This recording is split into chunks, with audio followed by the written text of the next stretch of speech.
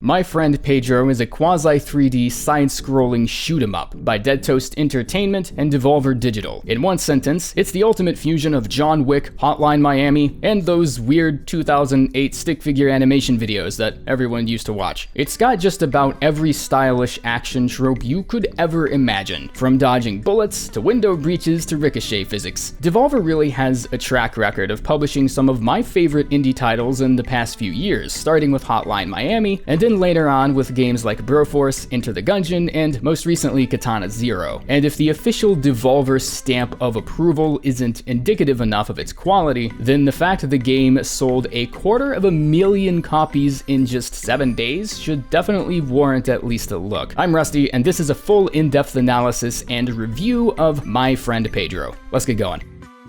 Just before I really start kicking things off and talking about everything in the game, I would almost feel irresponsible as a person reviewing this game if I didn't bring up the fact that this was actually derived from a 2014 Flash game, solely designed by Victor Agron. It was a popular Flash game on Adult Swim's website that borrowed from a lot of the same tropes, albeit not as refined or fluid as the game we're seeing now. You had similar weapons, but you also had a knife for close-range combat if you happened to be running scarce on ammunition. The new game trades this with the standard kick attack that kind of serves the same purpose. Your ability to slow down time was unlimited, and the game certainly was fun, but it did feel extremely easy for a lot of players that picked it up. Actually dying in the 2014 Flash game felt like it took time, and the game needed to throw quite a bit at you to actually feel challenging. Much unlike the new game here, where running face first into a shotgun barrel is going to play out exactly how you expect it to. You're much more vulnerable compared to the Flash game, and instead you have to rely on your acrobatics to jump and dodge around enemy fire. Even the Flash game itself was heavily inspired by very distinctive stylistic tropes you would have seen elsewhere in movies like The Matrix. And although 2019's My Friend Pedro is worlds apart from the early Flash game in terms of playability, it is kinda nice to know that people do actually remember that the Flash game existed. The combat itself is absolutely gnarly as all hell. It's John Wick on every stimulant imaginable. Use your cursor or the right stick of your controller to control your aim, while the standard WASD keys to dodge, roll, and move around. You can slow down time for a limited duration to get in more accurate shots, and if you're dual wielding, there's actually a pretty cool mechanic that allows you to shoot multiple targets by using left and right click, or the left and right triggers of your controller. The most impressive parts of the combat probably have to be how you interact with other objects. Everything from jerry cans to skateboards to frying pans to basketballs are accessible for you to use. Shooting leaking gas canisters, or I don't know, throwing a jerry can and activating slow-mo to shoot it in midair when it's in the vicinity of a good cluster of enemies. And some encounters will practically beg you to take this approach by making it so blatantly obvious that enemies can be killed by something here in the environment. Like, oh look, 4 goons that I couldn't possibly take out by myself just decided to chill right here by this conveniently placed red barrel. That was nice of them, and that may seem like unnecessary hand-holding to some players, but I kind of think of it as a really courteous gesture. It's almost as if the game is going out of its way to make sure you're having fun. And as the game progresses, difficulty ramps up and you're expected to get higher scores and kill more efficiently. You have the ability to dodge and fire at the same time, and dodging while firing dual machine pistols is a pretty decent technique for clearing out enclosed rooms of enemies.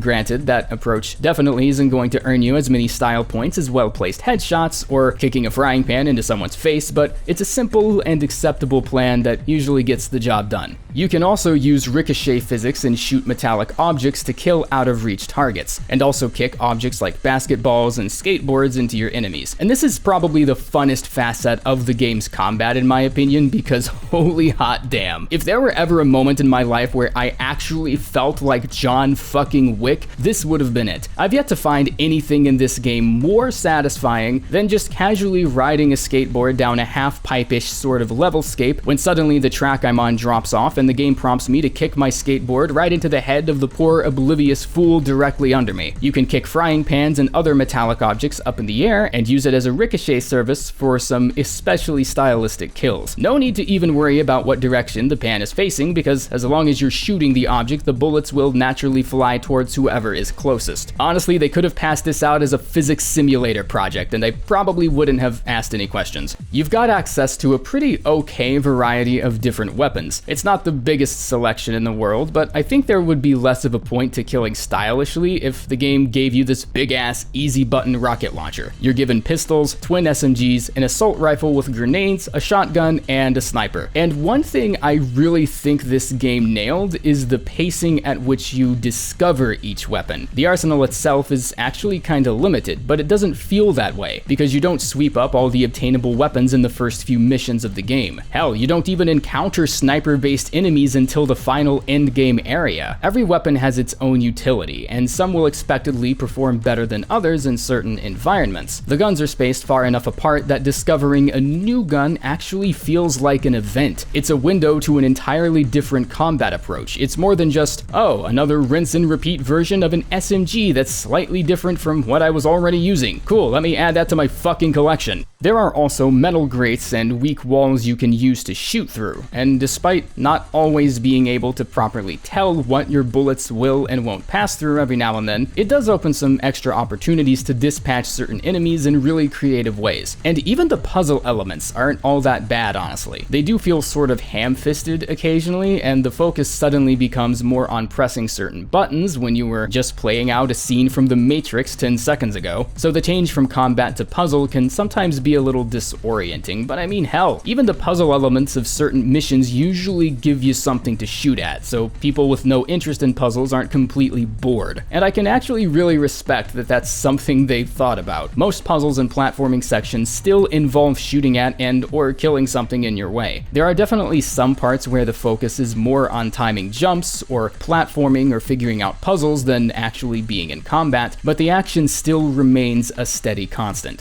Dodging and paying attention to all the enemies becomes more necessary, almost to the point where the spectacle of gunplay kinda gets thrown to the back seat. It seems like 80% of all the stylish kills and ricochets happened in the first half of the game, and then as missions get harder, you become less focused on how spectacular the action is and more concerned with just not dying, which is probably a good thing if I'm being honest. I was expecting to see the action sequences themselves get more creative as the game reached its conclusion, but I guess that doesn't mean much if you aren't being challenged by it at the end of the day. The second half of the game did still keep me pretty tethered to it, but that excitement came from the game ramping up its challenge instead of staring in awe at how I just kicked a frying pan through a window and killed 5 people without even needing to introduce myself to them. All the spectacular stunts you're pulling off in the first few areas seem much less risky, because the enemies just aren't as challenging, and that results in less room for the same stunts in the endgame areas because you know it's open season on your ass if you so much as cock something up. But on the other hand, a game that doesn't get challenging as it continues would almost be worse, so I don't know, I guess it's just a matter of personal preference. A lot of the enemies have little one-liners that serve to remind you that you're playing a game that could give half a shit about the dialogue because you damn well know that's not why you picked this up, but it does have some pretty entertaining exchanges every now and then, and it does have its own quirky brand of internet-related humor. There's a particular area that introduces a gamer character, and instead of showing his name, the game gives him a 12-year-old's battle tag with the number 1337 in it, which is a really...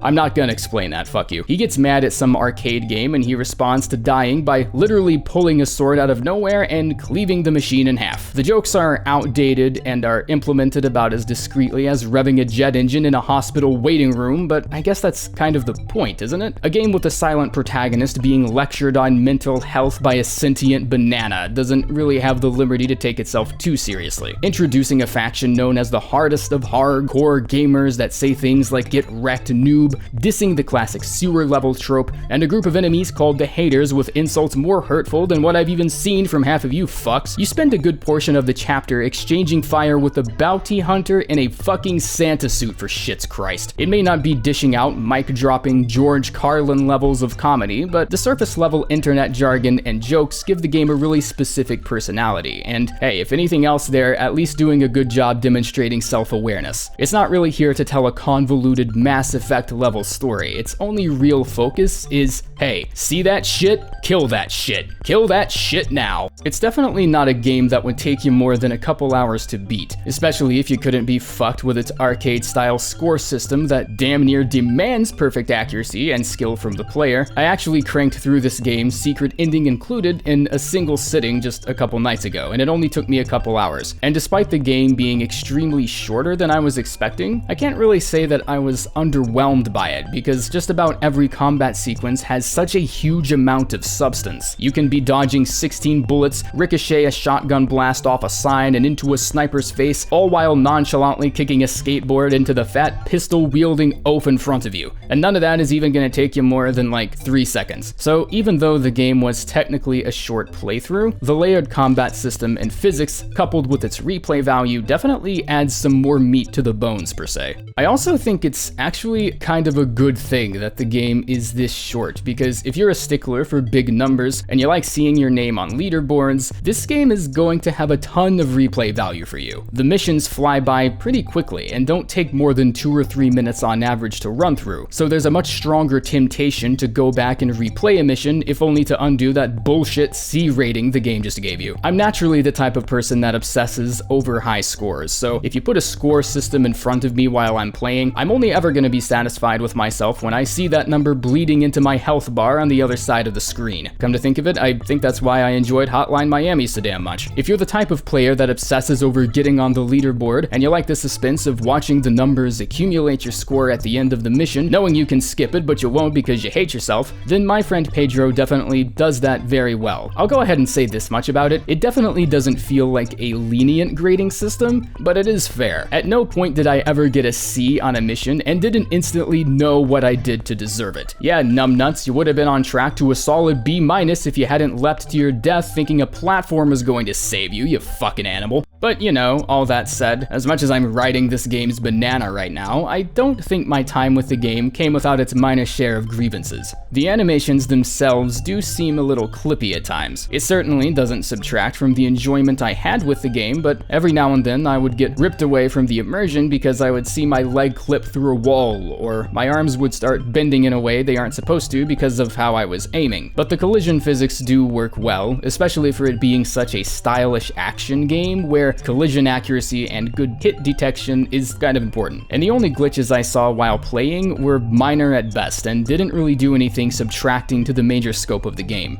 I guess if I'm being that nitpicky, I could go into explaining my problems with the anticlimactic ending and why Ophelia, the main antagonist, is basically just cyberpunk villain template number 92, but even then with the surface level storytelling, I still kind of found myself enjoying the ride. I couldn't help but think this game was trying to get away with some meta commentary on how YouTube is taking over the internet and monopolizing just about every industry of entertainment ever, and that the Ophelia character is actually just their own version of Susan Wojcicki. But I guess at that point, I'm just putting my own words into the mouths of the dev teams. But I mean, come on, like the parallels are so obvious. You face groups of enemies called haters and internet service providers. The final endgame area is called the internet, and it's painted up to be this oppressive industrial nightmare of old rusty equipment. I don't know if that's for sure where they were going with it, but hey, if it was, then hell yeah, guys. Message received. I don't think I missed anything.